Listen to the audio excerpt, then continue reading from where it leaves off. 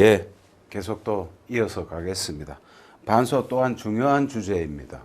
사례형으로도 출제되고 일단 269조에 반소가 규정되어 있다는 거 먼저 확인하시고요. 법전은 나왔으니까 먼저 한번 읽고 전문 한번 읽고 그 다음에 이거 예시 답안을 한번 읽어보시는 게 좋을 것 같습니다. 예, 269조 반소입니다. 피고는, 피고가 하는 거군요. 반소는. 피고는 소송 절차를 현저히 지연시키지 아니하는 경우에만, 굉장히 강조하는 요건입니다. 그죠? 그런 경우에만 변론 종결할 때까지 본소가 계속된 법원에 반소를 제기할 수 있다. 다만 소송의 목적이 된 청구가 다른 법원의 관할에 전속되지 아니하고 본소의 청구 또는 방어 방법과 서로 관련이 있어야 한다. 조문으로서 요건 다 나온다. 그죠? 요 조문만 해도 좀 잘라면 요건이 나오겠어. 그 다음 2항을 보니 본소가 단독 사건인 경우에 피고가 반소로 합의 사건에 속하는 청구를 한 때에는 법원은 직권으로 또는 신청에 따른 결정으로 본소와 반소를 합의문에 이송하여야 한다. 뭐 그렇다. 절차 조항이 군. 반소의 절차, 반소의 취하. 본소가 취하된 때에는 피고는 원고의 동의 없이 반소를 취하할 수 있다.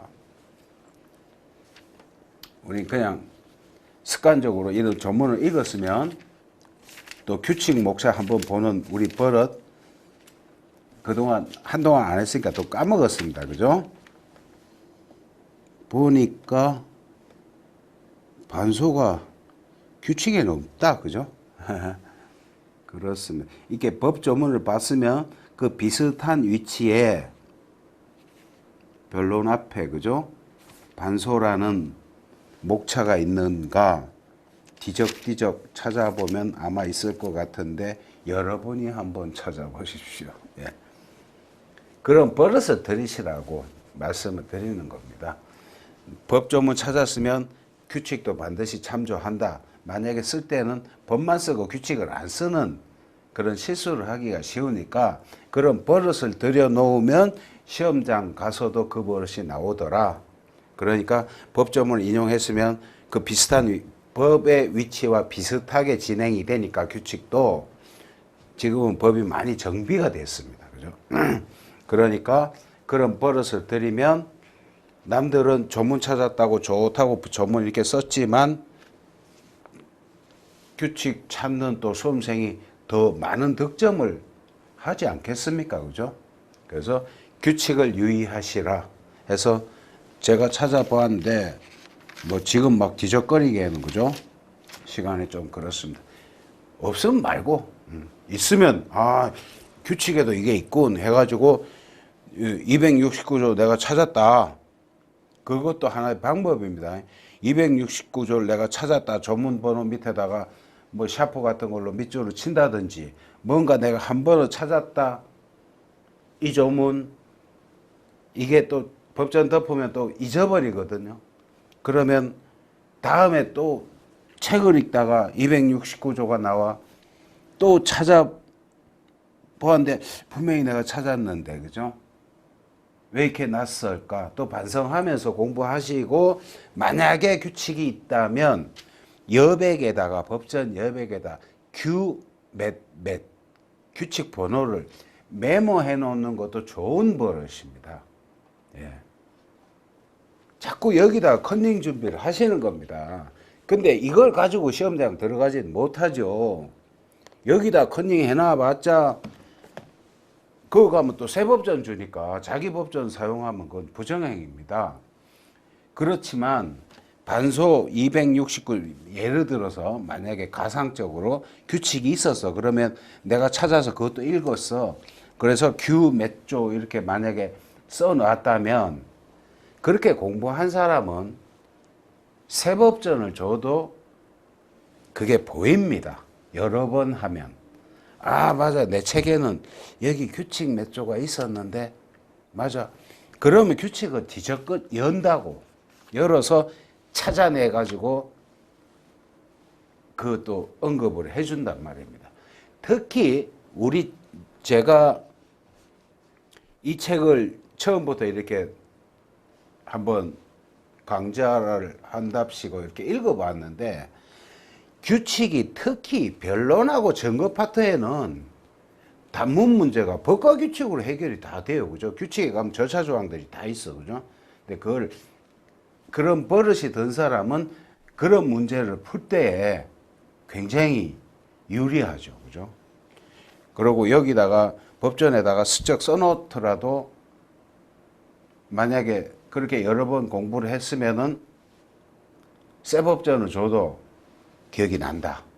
예. 제 경험을 말씀드리는 겁니다. 여러 번 하셔야 됩니다. 대개 한 번 한 거 가지고 내가 기억해 가지고 시험을 치겠다. 그거는 조금 비양심적인 태도죠. 그죠? 경쟁자들은 얼마나 여러 번, 그죠? 이렇게 잊었다가 다시 기억하고 잊었다 기억하고, 그죠? 그렇게 했겠습니까? 그죠? 시험에 합격하기 위해서. 그래서 법조문을 찾으면 반드시 찾은 표시를 한다. 그리고 여기서 잘라가지고 피고는 해가지고 슬롯이 끊고, 소송 절차를 현재 지연시키지 않은 경우에만 자르고 슬롯이, 변론을 종결할 때까지 자르고, 잘라서 요건 만드는 연습도 법전으로 하시고, 예. 이거 마구 낙서해도 됩니다. 예. 자기 거잖아요. 그죠? 물론 가면은 새 걸 주지만, 여기다 낙서했는데 새 걸 주더라도 내가 낙서한 기억이 난다는 거죠. 그죠? 확실한, 하여튼 무조건 이거 중심으로 시험 준비를 하시는 게 맞습니다.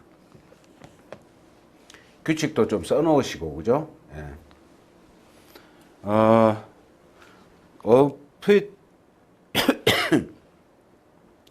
제가 기억나기로는, 소장각화 명령이라고 법 254조 근처에 있었는데, 그 비슷한 위치에 규칙에 가보니까 또 뭐라고 돼 있던 기억이 나지 않습니까? 그죠? 그럴 때도 법에다가 규 몇 조를 써놓으면, 예.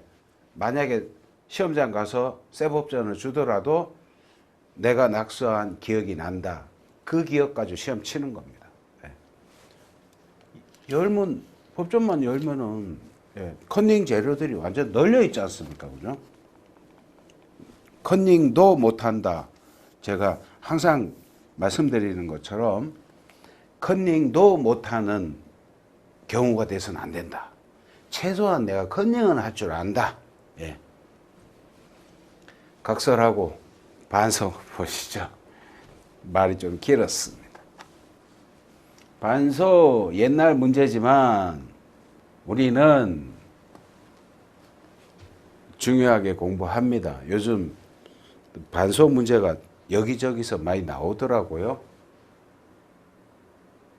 반소라 하면 소송 계속 중에 피고가 그 소송조사 이용하여 원고에 대해 제기한 소를 말한다. 269조다. 피고가 제기한 소송 중에 소로서 이에 의하여 청구의 추가적 병합으로 된다. 그렇다. 반소 제기하면 소가 벌써 두 개 돼버리니까, 그죠? 이쪽으로 소, 이쪽으로 반소, 추가적 병합, 이런 표현 익혀두십시오. 제도적 취지.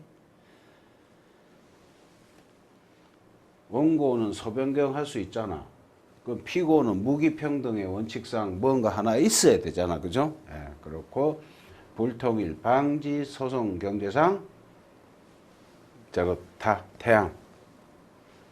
단순 반소와 예비적 반소.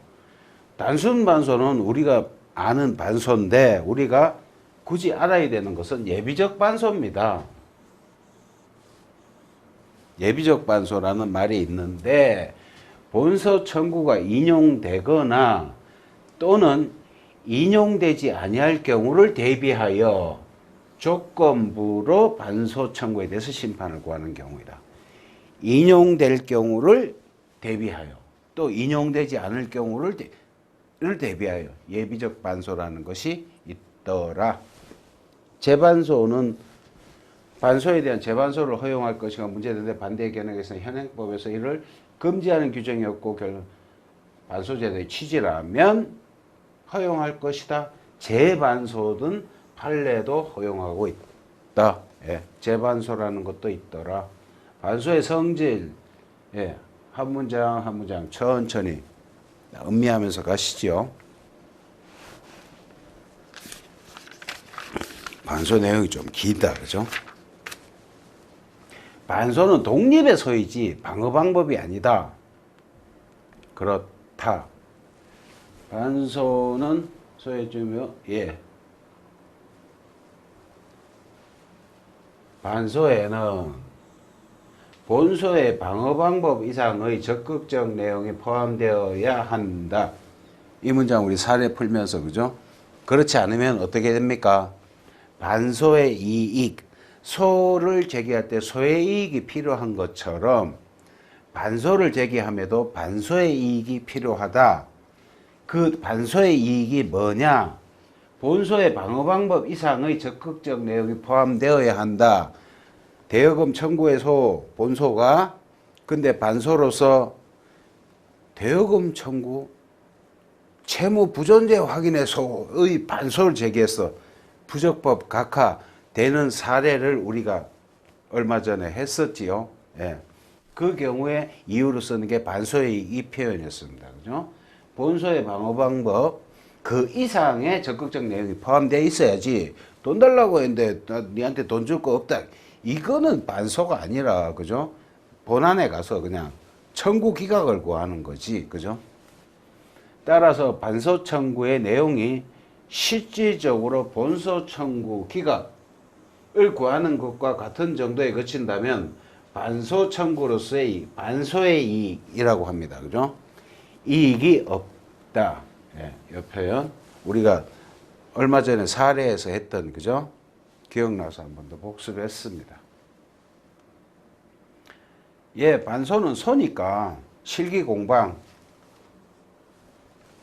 실기한 공격 방어 방법의 각하에 관한 149조 이런 실권 제재 규정이 적용되지 않는다. 예, 늦게 왔다고 해서 각하 그런 거 공격 방어 방법이 아니잖아요, 그죠? 독립의 소라면서요. 그러한 내용이 독립의 소이고 방어 방법이 아니다. 저 말씀입니다.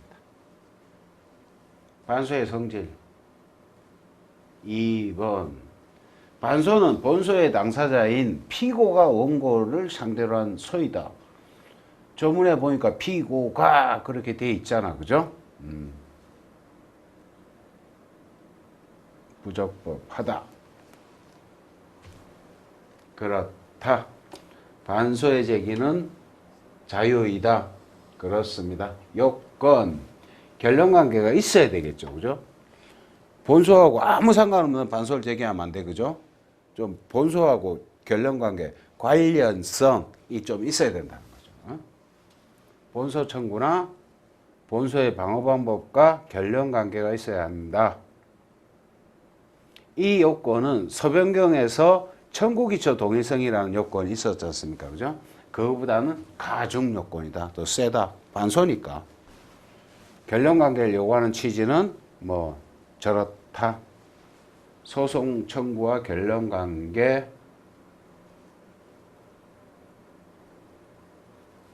예, 다 맞는 얘기입니다. 천천히 읽으면서 올라갑시다. 발생 원인이 공통한 경우 방어 방법과 결련성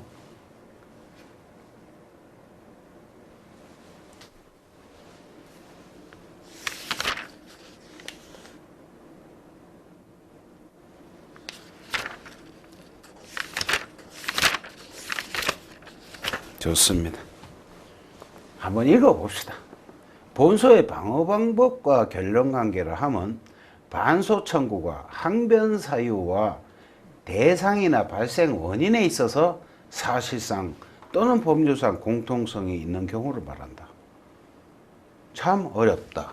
예를 한번 들어보자. 예컨대 대여금 청구에 대하여 피고가 상계항변을 하면서 상계 초과 채권의 이행을 구하는 반소를 제기하는 경우가 이에 해당한다. 오, 그러네. 그죠? 돈 달라고 그랬는데, 야, 그거는 내가 더 많이 받을 게 있어. 그걸로 퉁치고 나머지는 도로 내놔 하는 그 반소 제기, 그런 경우겠다. 그죠? 예, 그렇습니다. 본소의 방어 방법과 관련된 반소는 그 방어 방법이 반소 제기 당시에 현실적으로 제출되어야 하며 또 적법하여야 한다.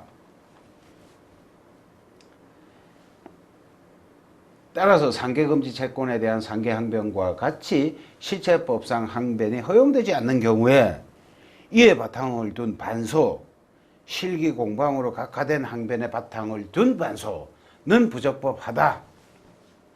사례는 본 적이 없습니다만 한 번쯤은 그냥 하고 지나가시는 게 좋을 것 같습니다. 요거는 잘 아시죠? 점유 회복의 본소에 대해서 피고가 본권에 대한 반소를 제기할 수 있느냐 문제된다. 민법 208조 2항에 보면은 그죠? 민법 조문입니다. 저거는 점유권에 기한 소는 본권에 관한 이유로 재판하지 못한다고 규정하여 다툼이 있으나 점유의 소에 대하여 본권에 대한 반소를 제기하는 것을 방어 방법으로 주장하는 것은 아니기 때문에 허용할 것이다. 대부분의 학계의 일반적인 견해가 그렇습니다. 그죠? 점유권에 다투는데 나한테 소유권이 있으니까 너 뭐 그런 이유로 재판하지 말란 말이에요. 점유권을 내가 주장하면 점유권에 관한 사유만으로 판단을 해달라는 것이 208조의 취지입니다. 그래서 그럴 때 본권에 가서 이유로 재판하지 못했으니까 그럼 반소도 안 되느냐? 반소는 된답니다. 결론관계의 성질. 결론관계는 다른 반소요건과 달리 직권조사사항이라 할 수 없고 사익적 용건이므로, 그렇죠? 공익적 요건이 아니잖아. 그죠? 결론관계는. 그죠? 책무권 상실의 대상이 된다. 따라서 원고가 동의하거나 또 이의 없이 응소한 경우는 결론관계가 없어도 반소는 적법하게 되고 판례 또한 그렇게 동일한 취지로 판시하고 있다. 항소심에서 동의. 이거는 왠지 그렇죠. 사례에서 제가 본 기억이 납니다. 법무사 시험이나 변호사 시험 등에서 요거는 요쟁점은 사례가 좀 기억이 나. 설 다 쓰고 판례 쓰고 우리는 판례만 쓰도록 합시다. 항소심에서의 동의. 예. 항소심에서 반소를 제기하는데 상대방 동의가 있어야 하는가에 대해서는 견해가 대립된다. 그래서 문제를 자꾸 내셨구나. 판례 하나 익히고 갑시다. 쟁점이 뭐였죠? 항소심에서 반소를 제기하는데 과연 상대방 동의가 있어야 되는가에 관하여 판례는 반소 청구의 기초를 이루는 실질적 쟁점에 관하여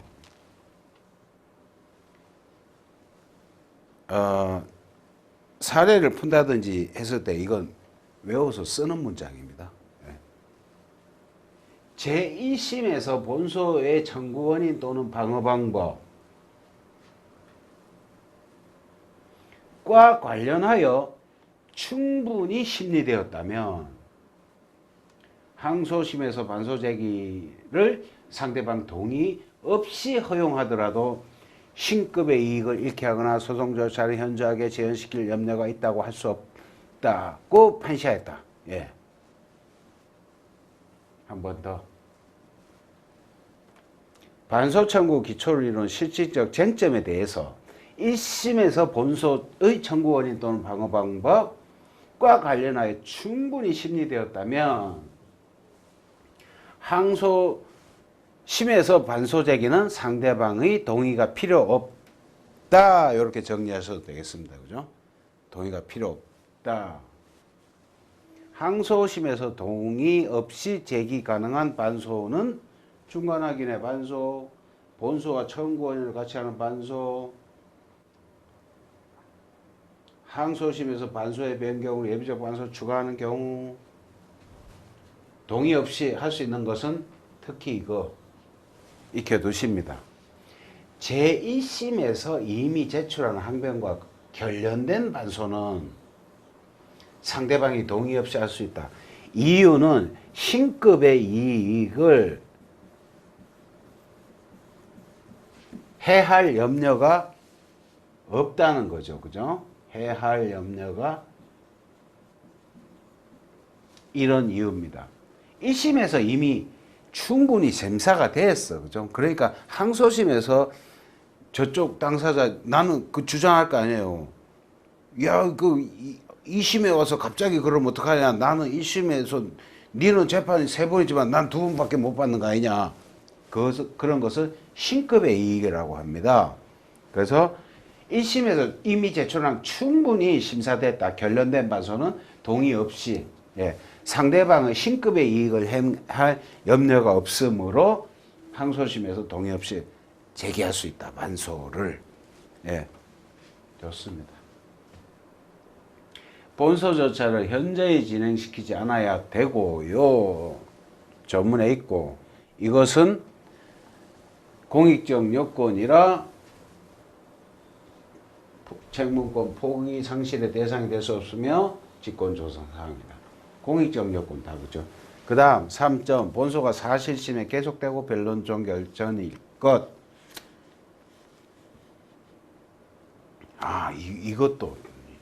이것도 사례 많이 나왔어. 본소의 소송 계속은 반소 제기 요건이지 존속 요건은 또 아니야. 여기 판례들 많습니다. 여기 그죠? 이런 표현 잘 익혀두십니다. 그래서 따라서 반소 제기 후 본소가 취하각하되어도 예비적 반소가 아닌 한 반소엔 영향이 없어. 반소 제기의 요건이지 존속 요건은 아니다. 이 표현 꼭 알아두십니다. 그 다음에 반소는 사실심인 항소심 변종시까지 할 수 있다. 항소심에서 반소 제기를 위해서 상대방의 동의를 요한다. 이 조문이 있다. 400몇 조 열어서 반드시 확인하셔야 됩니다. 거기 나오는 말이 바로 신급의 이익이라고. 그렇기 때문에 신급이 이익을 해야 할 우려가 없어. 그죠? 1심에서 충분히 심리된 항변과 관련된 반소의 경우에는 상대방의 동의를 요하지 않는다. 그 말이 여기서 나온 거예요.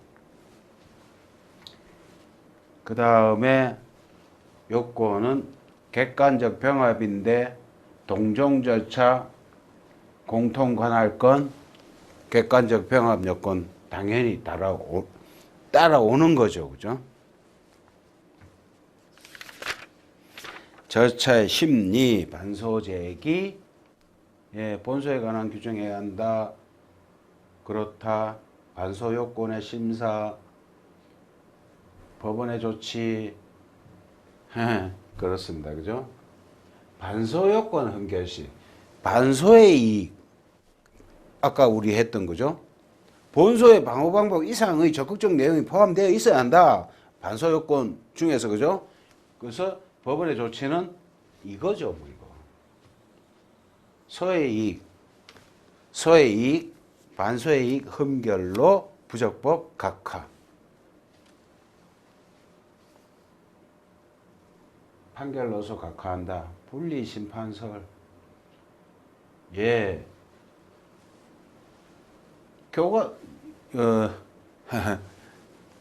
교과서에서 본 표현이 됐습니다. 교과서 판례만 공부하면 됩니다. 분리심판설이 타당하다고 본다. 이시은 저 교과서에 이렇게 써 있어, 그죠? 이시은 교과서에. 그래서 아마 이 예시 답안은 무조건 이시은 견해야. 그렇지 않습니다. 그죠?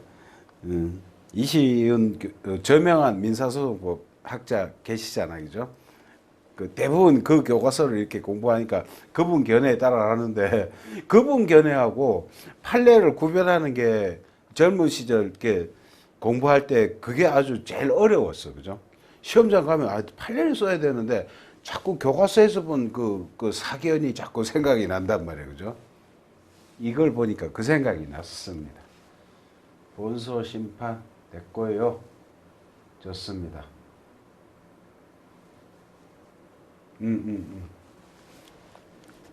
맞죠? 다음 문제. 긴 문제. 아주 긴 문제. 여기까지 하면은 뭐 거의 뭐 긴 문제. 일단 사안 파악을 하셔야겠지요. 395페이지입니다. 페이지 안 보셔도 되죠?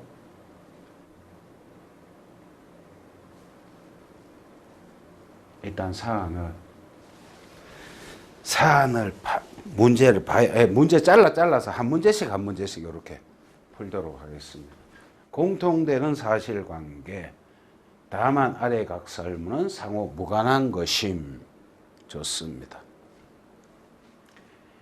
갑은 전할자, 을로부터 을소유 토지를 2억 원의 매수, 매매계약, 체결, 계약금, 계약 당일 중도금 5천원, 전할자의 각지급, 잔금 1억 3천원, 전할자 이 사건 토지에 관한 소유권 이전 등기를 격려받은가 동시에 지급하기로 약정하였다. 전형적인 계약, 매매계약 체결 과정이죠. 그죠? 특히 뭐 문제와 관련되는 요건 사실은 보이지 않습니다. 그죠? 계약금 언제 주고 중도금 언제 주고 잔금은 당연히 저렇게 하겠지. 그리고 건축업자인 병은 정당한 권한 없이 몇 년 전부터 이 사건 토지를 건축자재 야적장으로 사용하고 있었다. 갑을병의 관계였습니다. 또한 갑은 A라는 사람이 또 나옵니다. 전할자 A로부터 A의 병에 대한 1억 원의 공사대금 채권을 양도받고 그 양도 통지가 전할자 병에게 도달, 위 도달일 이전인 전할자의 B의 이 사건 채권에 대한 압류 및 추심 명령이 병에게 송달되었다. A와 B의 또 관계가 A와 B라는 사람이 또 두 사람 또 나왔어. 그죠? 지금까지 5명 나왔어. 그죠? 문제 긴장해서 잘 읽으셔야 됩니다. 그 후 갑은 을병을 피고로 하여 을에 대해서는 갑에게 이 사건 토지에 관하여 이 사건 매매 계약을 원인으로 한 소위 등 절차를 이행하고 위 토지 인도하라. 병에 대해서는 첫째, 을에게 이 사건 토지를 인도하고 위 토지 점유일로부터 인도 완료일까지 차임 상당의 부당이득 내지 손해배상금을 지급하고 갑에게는 양수금 1억 원 및 이에 대한 지연손해금을 지급하라 라는 소를 제기하였다. 굉장히 복잡한 사안이었습니다.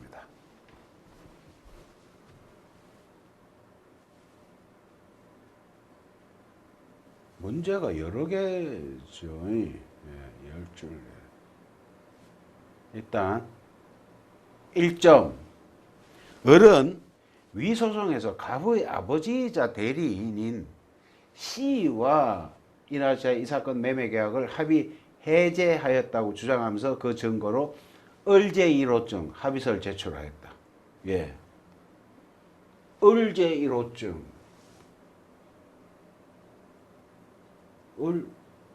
갑호증, 을호증. 피고가 내는 것을 을호증이라고 합니다. 그러니까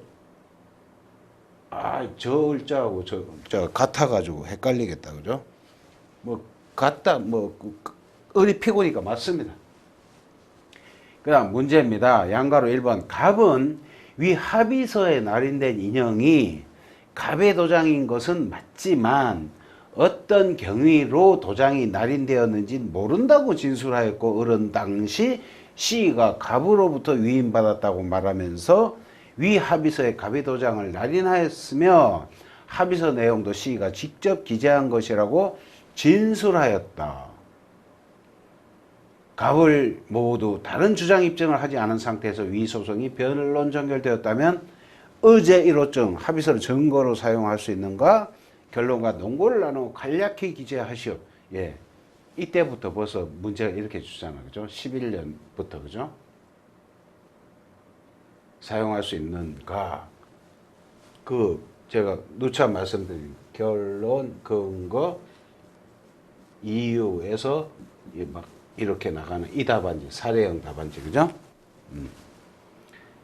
할 수 있는가? 한 문제 한 문제 잘라서 합시다.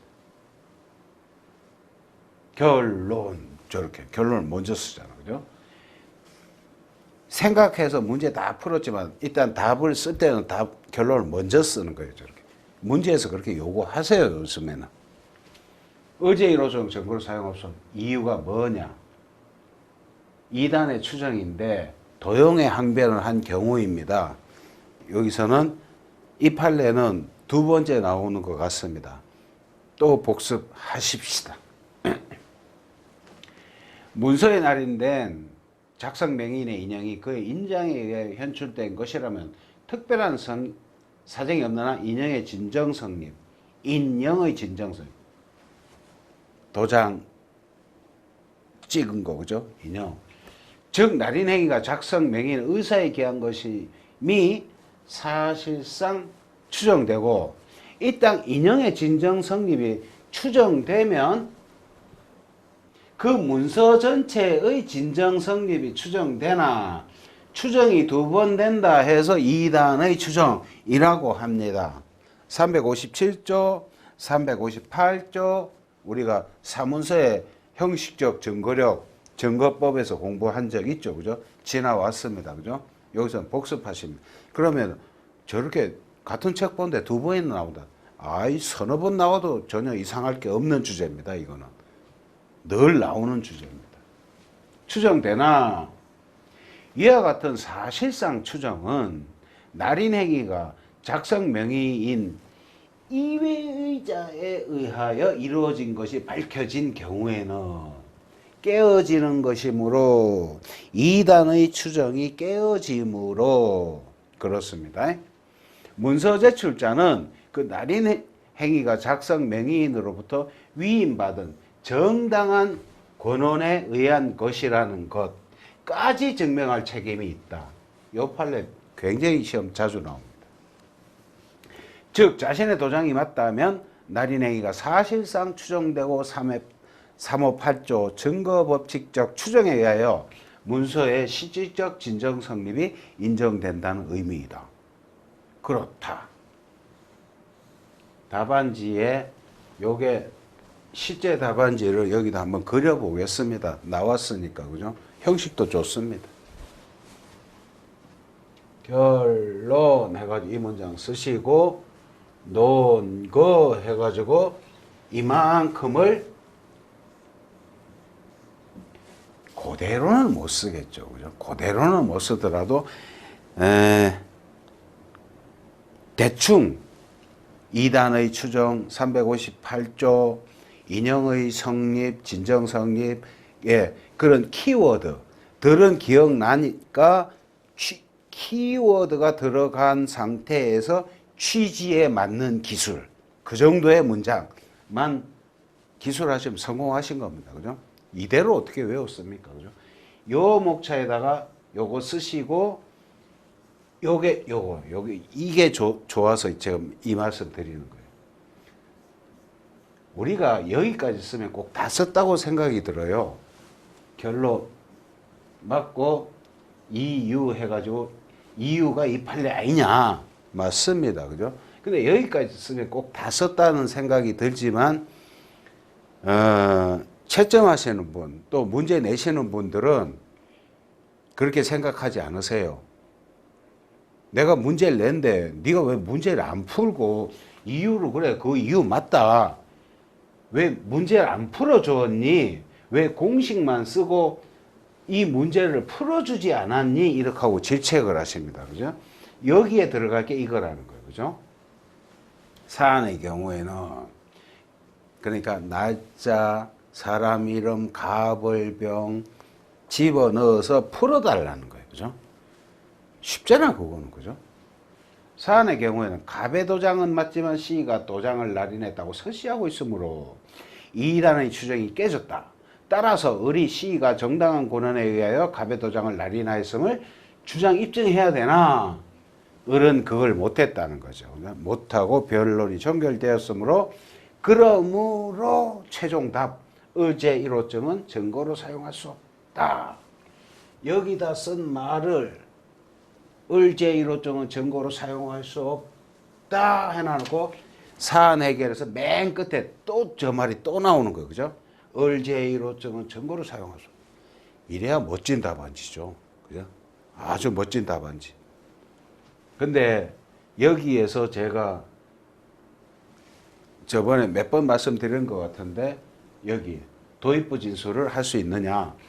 이 판례가 예, 무엇에 관한 것인지 한 줄만 써달라는 거죠. 그죠? 사문서의 진정 성립의 이단의 추정에 관한 문제이다. 문제점 사문서의 진정 성립에 관한 문제이다. 그 정도만 써줘도 훌륭하십니다. 대부분 안 쓰세요, 여기는. 그죠? 문제점 도입부 진술 한 줄을 반드시 쓰시고 사문서의 진정 성립에 관한 문제이다. 문제점 이래가지고 사문서의 진정 성립에 관한 문제이다. 거기에 대해서 판례와 조문, 내가 이 저 문제를 풀기 위한 규범이 이만큼이다. 그래서 여기다 써주시고 이 내신 문제를 여기다 한번 내가 풀었나이다. 이렇게 하시는 것이 저를 제발 좀 이 시험에 합격시켜 주십시오 하고 읍소 드리는 겁니다. 예. 꼭 이렇게 하십시오. 그래야 시험장에서 별 고민 안 하고 아는 문제 나왔을 때 그냥 판례 쓰고 도입부 진술 풀고 그래야 시간에 다 맞출 수가 있습니다. 여러분이라고 뭐 그렇게 시험 시간을 그렇게 많이 주겠습니까? 시험 시간은 항상 부족하기 마련입니다. 예. 그 빠듯한 시간 내에 풀어낼 수 있는 빠른 방법. 공부를 했으면 그 효율적으로 표시를 해야 평가받는 거 아닙니까? 그죠?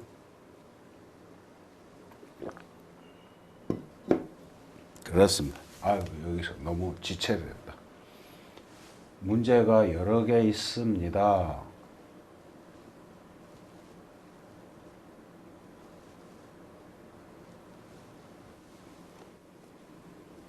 양가로 2번 문제를 또 한번 읽어봅시다.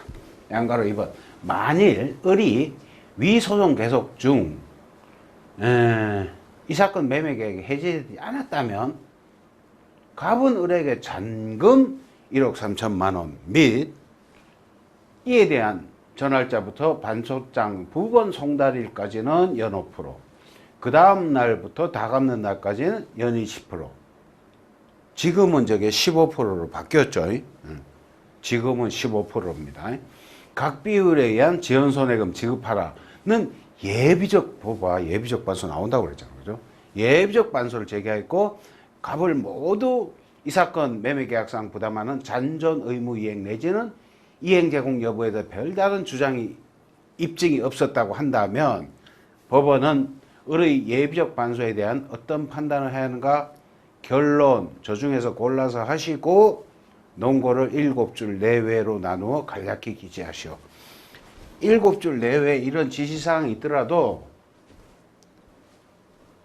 글의 순서는 이유에서 말입니다. 논거에서 논거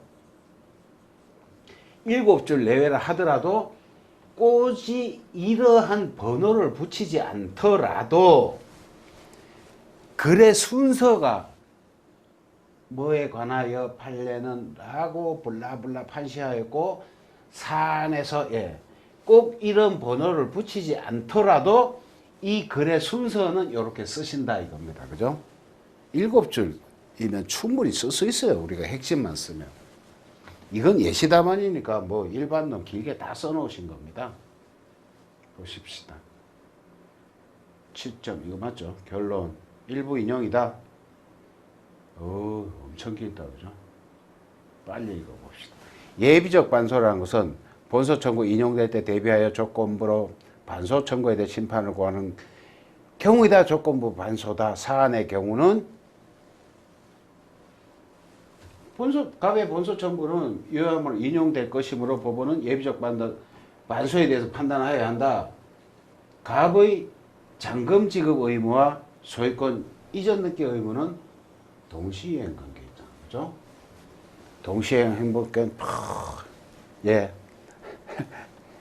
다 아는 얘기인데 한번 쫙 읽어보시고, 동시이행 항변권이니까 그 효과로서 존재 자체로서 어떤 뭐 인정되는 효과가 있고, 동시이행 항변권을 내가 주장 행사했어야만 또 나타난 효과, 민법에서 공부하셨죠.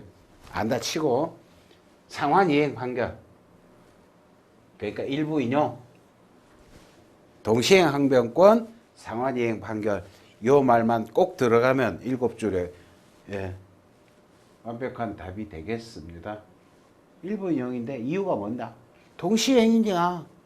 동시행이면 당연히 나오는 게 상환이행, 일부 인용. 예, 그렇습니다. 그 다음 문 2, 또 문 2를 한번 보실까요? 굉장히 깁니다.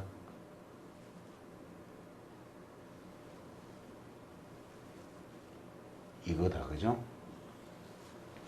문 2라는 거 저게 맞습니다. 또 사안 한번 봅시다. 갑은 위 소송에서 의뢰인 무자력에 대하여 별다른 입증을 하지 못하였고, 병은 필요한 주장과 항변과 이에 대한 입증을 하였다면, 갑은 병에 대한 청구 중 1번 토지이도 청구, 2번 부당이득 내지 손배 청구에 대해서 어떤 판단을 해야 되는가? 각 청구별로 결론, 소각화, 논거 10줄 내외 나누어 간략히 기재하시오. 간략히 기재하라고 몇 번을 당부하신다, 그죠? 예. 아까 1문 맨 앞에 문제 풀면서 답안 얘기를 조금 드렸는데 이하 동문입니다, 그죠? 답이 다 알잖아, 그죠? 아는 답을 우리가 표현을 못하는 거예요. 답 한번 확인해 보십시다.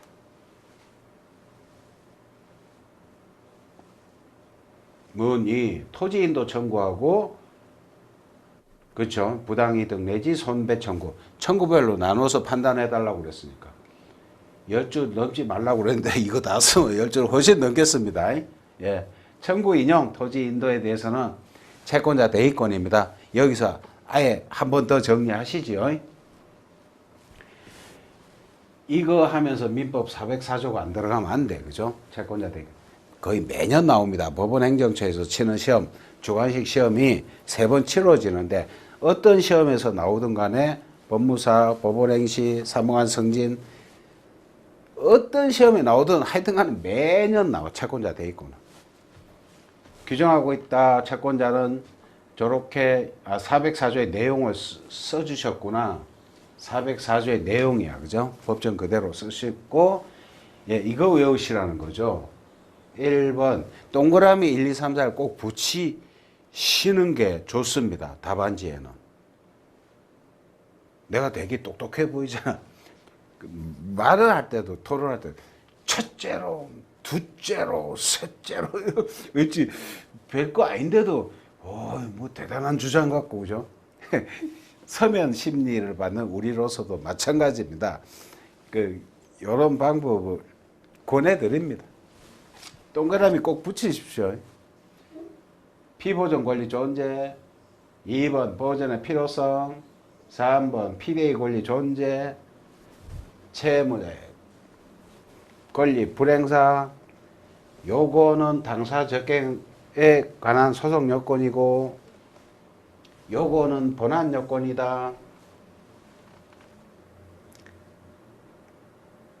예, 여기서 한 줄 더 추가하자면, 그 흠결시 여기는 각하 본안 요건적은 그 흠결시 법원의 조치는 기각, 소송물이니까, 그죠? 그렇게 정리 딱 해가지고 한 5줄 정도 되겠죠, 그죠? 나오면 그대로 박는 겁니다. 그거 아이고 이거 나왔군, 반갑다, 그러고 동그라미 1, 2, 민법 404조 막 이래가지고 막 그 흠결시 법원의 조치 기각 각하, 그런 다음에 이제 사안에서 이제 사람 이름 들먹거리면서 날짜 집어넣어서 풀어주는 겁니다. 예, 좋습니다. 여기서는 보존의 필요성에 관한 문제입니다. 관련하여 그 피보존 권리가 특정 채권, 토지이도 청구잖아, 그죠? 그럴 때는 무자력을 필요로 하지 않는다. 판례도 똑같다. 따라서 사안의 경우에 그 순서로 써 있죠, 그죠? 이 예시답안도 그런 순서로 쓰여 있습니다. 사안의 경우에도 받아들여질 것이다. 그 다음 부당이득 내지 손배 청구에 대해서는 어떻게 되느냐. 그건 소각한데 논거에서 판례가 좀 어려운 판례가 하나 있어. 예, 보존의 필요성에 관한 판례인데 여기서 한번 읽고 지나가십시다. 좀 어려운 판례입니다. 이거. 판례는 채권자는 채무자에 대한 채권을 보존하기 위하여 채무자를 대하여 채무자의 권리를 행사할 수 있는 바. 그럼 바. 채권자가 보존하는 권리와 대위하여 행사하는 채무자의 권리가 밀접하게 관련되어 있고 피보존 권리와 피대위 권리가 밀접하게 관련되어 있고 채권자가 채무자의 권리를 대위에 행사하지 않으면 자기 채권에 완전한 만족을 얻을 수 없게 될 위험이 있어 채무자의 권리를 대위에 행사하는 것이 자기 채권의 현실적 이행을 유효적절하게 확보하기 위하여 필요한 경우에는 특별한, 예, 요거 기니까 좀 일단 빼고 특별한 사정이 없는 한 이것까지 들어가면 문장이 너무 길어. 빼고 건너띱시다. 경우에는 채권자는 채무자의 권리를 대위에 행사할 수 있어야 한고 피보존 채권이 특정 채권이라 하였더라도 뭐 그렇다. 사안에서 보존의 필요성에 관한 최근 판례의 판시였는데요. 구구가 아니라 예, 저 때도 있었나 봅니다. 예, 최근에 판례에서 채권자 대위권의 보존의 필요성에 관한 판례를 한번 제가 본 적이 있습니다. 예, 사안에서 봅시다. 갑이 토지에 대한 소유권 이전 등기 청구권을 보존하기에 의의 병에 대한 부당이득 내지 손해배상금 지급 청구를 대위할 필요는 없다. 보존의 필요성이 없다. 따라서 보존의 이거 나온다, 그죠? 보존의 필요성이 없다. 보존의 필요성은 소송 요건에 해당한다. 따라서 소각하. 좋습니다. 그것이 2번 문제였었지요. 문제가 하나 또 있습니다. 여기도 어려운 판례들이 굉장히 많던데.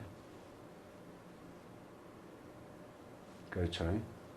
요거를 우리가 풀었다, 그죠? 예, 요 문제를 사안 파악 먼저 합시다. 병은 위소송에서 갑의 양수금 청구에 대해 이 사건 채권 양도보다 앞서 B의 압류 및 추심 명령이 송달된 이상 갑의 양수금 청구는 부당하다고 항변하였다. 법원은 이 청구에 대해서 어떤 판단을 해야 하는가? 결론, 논거를 간략히 나눠 기재하시오. 추심명령이면 추심채권자만 당사 적격이 있고 집행채무자는 당사 적격 상실한다. 는 그 판례를 여기다 써주는 겁니다. 그죠? 문제 두 개 또 같이 풉시다. 만일 이 사건 채권이 공사대금 채권이 아니라 소유권 이전듣기 청구권이라면 소유권 이전듣기 청구야. 법원은 이 청구에 대해서 어떤 판단을 해야 되는가? 이 경우 사건은 양수금 청구가 아닌 소유권 이전 청구 비위는 압류명령한 상태임을 전제로 하다. 예, 압류가 돼 있어, 그죠? 금전 채권에 대한 압류가 아니라 금전 채권이 아니라 소유권 이전 등기 청구권에 압류가 돼 있어. 그럼 법은 어떻게 그걸 판시를 해야 되는지 어려운 판례. 요거는 1번은 쉬워요. 그죠? 추심채무자 당사 적격에 관한 문제인데 요거는 좀 우리가 좀 외우기도 좀 힘든 그런 판례입니다. 한번 확인해 보십시다.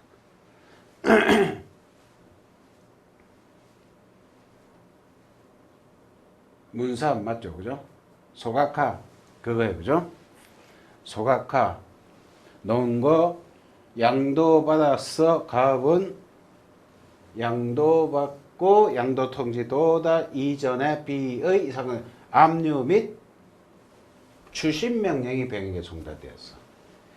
채권에 대한 압류 및 추심 명령이 있게 되면은 실제법상 청구권은 채무자에게 있어. 집행채무자한테 있지만 소송법상 관리권은 추심 채권자에게 넘어가므로 민사집행법 반드시 이 조문을 인용해 주셔야 됩니다.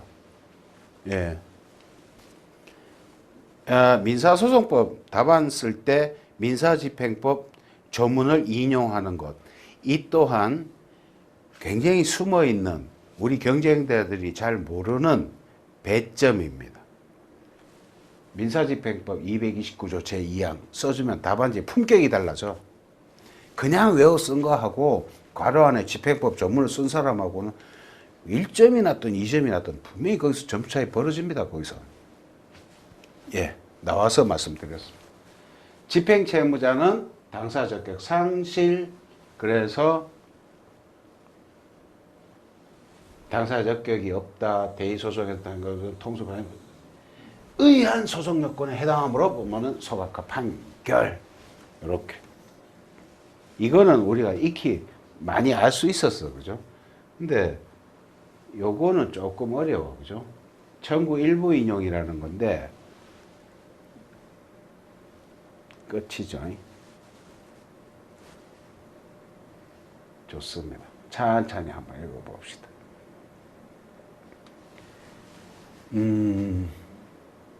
다 읽으면 이해가 되거든, 그죠? 천천히 한번 읽어봅시다. 시간이 좀. 예, 소유권 이전 등기 청구권에 대한 압류나 가압류는 채권에 대한 것이지 등기 청구권의 목적물인 부동산에 대한 것이 아니고, 그죠? 채무자와 제3채무자의 그 결정을 송달하는 외에 현행법상 등기부 A를 공시하는 방법이 없어. 그래, 나도 알아. 당해 채권자와 채무자 및 제3채무자 사이에만 효력이 있을 뿐 압류나 가압류와 관계없는 제3자에 대해서는 압류나 가압류의 처분 금지적 효력을 주장할 수 없게 되므로, 그러므로 소유권 이전 등기 청구권의 압류나 가압류는 청구권의 목적물인 부동산 자체의 처분을 금지하는 대물적 효력은 없고, 부동산에다 한 게 아니야, 그죠? 이전 등기 청구권에다 한 거니까 대물적 효력은 없고, 또한 채권에 대한 가압류가 있더라도 이는 여기서부터 이제 판례 인용할 때는 거의 여기서부터 외워서 씁니다. 채권에 대한 가압류가 있더라도 이는 채무자가 제3채무로부터 현실로 급부를 추심하는 것만을 금지하는 것이므로 채무자는 제3채무자를 상대로 그 이행을 구하는 소송을 제기할 수 있고, 법원은 가압류가 되어 있음을 이유로 이를 배척할 수는 없다. 또 계속됩니다. 소유권 이전 등기를 명하는 판결은 의사 진술을 명하는 판결로서 이것이 확정되면 채무자는 일방적으로 이전 등기를 신청할 수 있고, 제3채무자는 이를 저지할 수 있는 방법이 없어. 판결에 의한 등기 혼자 가서 하지 않습니까? 그죠? 방법이 없어. 그죠? 그러므로 위와 같이 볼 수는 없고, 이와 같은 경우에는 여기서부터 다 못 외우시면 여기부터만 요 정도만 외우셔도 됩니다. 조사안에서 가압류를 해제를 조건으로 하지 않는 한 법원은 이를 인용할 수 없다. 가처분도 마찬가지다. 요 정도만 판례에다 써주셔도 뭐 민사집행법 그렇게까지 정 아쉬우면 요 정도라도, 그죠? 이해되지 않으면 좀 암기가 힘드니까, 그죠? 찬찬히 한번 읽어보시면 가압류 해제 조건부 인용 판결 이거 시험 자주 나옵니다. 자주 나오는 판례입니다. 그렇게 쓰신 다음에 사안에서 똑같은 똑같은 저렇게 풀어주는 거예요. 그죠? 사안에서 병이 이 사건 소위등 청구권을 비가 압류하였다는 이유로 항변권을 행사하니까 법원은 병에 대해서 비신청의 압류 해제 조건부 갑 앞으로 이전해야 될 것이다. 좋습니다. 굉장히 어려운 문제였습니다. 예, 오늘은 여기까지 하겠습니다. 수고하셨습니다.